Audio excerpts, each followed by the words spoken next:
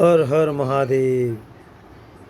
આ 108 શિવલિંગનું મંદિર સારંગપુરથી 7 કિલોમીટર પહેલાં આવે છે।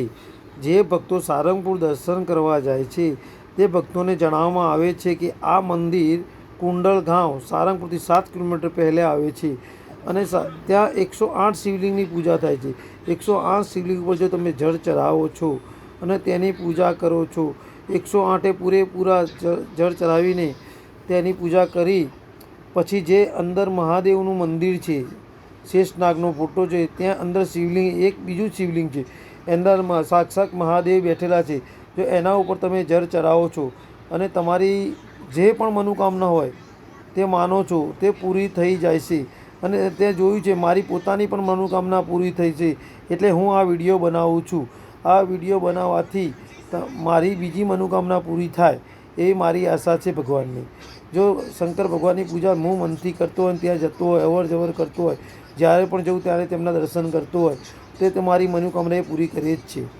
એટલે હું પણ તમને પણ કહું છું, તમે સારંગપુરથી 7 કિલોમીટર પહેલાં મહાદેવનું મંદિર આવે છે કુંડલગાંવ, ત્યાં શનિદેવનું પણ મંદિર છે, હનુમાન દાદાનું પણ મંદિર છે। તમે દરેક ભગવાનની પણ પૂજા કરજો, પણ મહાદેવને પાણી ચડાવો। એના પછી અમે હાઈવે ઉપર નીકળ્યા। હાઈવે ઉપર નીકળ્યા પછી થોડી વાર હાઈવે ઉપર ઊભા રહ્યા છીએ। એના પછી અમે લોકો ત્યાં બધા બગીચા, ખેતર ને બધું જોયું। એના પછી ભીમનાથ મહાદેવના મંદિરે ગયા। ભીમનાથ મહાદેવના મંદિરે દર્શન કર્યા અને નદીના વચ્ચોવચ્ચ ભીમનાથ મહાદેવનું મંદિર છે। જે પણ એ નદીના અંદર સ્નાન કરે છે એના બધા દુઃખ અને રોગ દૂર થાય છે।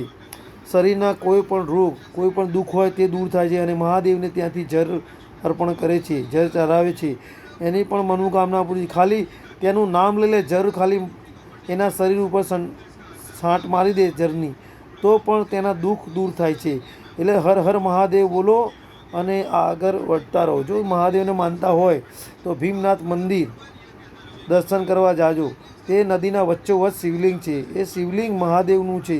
મહાદેવ પોતે ત્યાં આવે છે। ભીમ અને 5 પાંડવો ત્યાં રોકાયા હતા, તેને રાતમાં આ શિવલિંગ નદીના વચ્ચોવચ્ચ શિવલિંગની સ્થાપના કરી શિવલિંગની પૂજા કરતા હતા। એમની પણ મનોકામના પૂરી થઈ હતી। જો તમારી પણ મનોકામના પૂરી કરવી હોય તો ભીમનાથ મહાદેવના મંદિરે જઈને તેની પૂજા કરજો અને હર હર મહાદેવ બોલતા રહેજો। હર હર મહાદેવ બોલતા રહેજો। ઓમ નમઃ શિવાય, ઓમ નમઃ શિવાય, ઓમ નમઃ શિવાયનો જાપ કરજો। જય ભીમનાથ। જો તમે બીજા બધાની રોગ દૂર કરો છો તો અમારા રોગનો છુટકારો આપજો। અમે હવે ત્યાંથી બહાર નીકળી ગયા છીએ। હવે અમે હાઈવે ઉપર ચડી ગયા છીએ। હવે અમે ભીમનાથની ત્યાંથી નીકળીને હાઈવે પર આવી ગયા છે। બોલો હર હર મહાદેવ, હર હર મહાદેવ, ઓમ નમઃ શિવાય,